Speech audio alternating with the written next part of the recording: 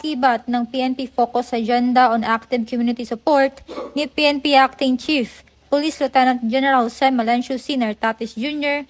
na mamukod tangi ang Police Station 16 ng NCRPO sa pagpapamalas ng malasakit.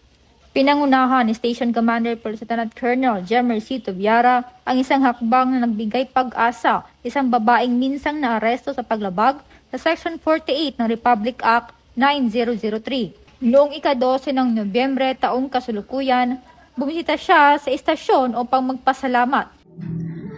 Ako po si Jackie Lo Samson Sabado. Ako po ay taos-pusong nagpapasalamat kay Sir Jemer Tubiara na siyang nagbigay po ng tulong upang ako ay makalaya. Maraming salamat po Sir Jemer Tubiara sa inyong tulong upang ako ay makalaya. Kung hindi po dahil sa inyo, sir, wala po ako ngayon sa labas. Hindi ko at kapiling ko na po ang aking mag-ama. Maraming salamat din po sa mga pulis sa P16 Pasong Putik. Maraming salamat po sa inyong kabaitan sa akin po at lalong-lalo na po sa aking anak. Maraming salamat po mga ma'am and sir. Much appreciated. Thank you po. Have a good day.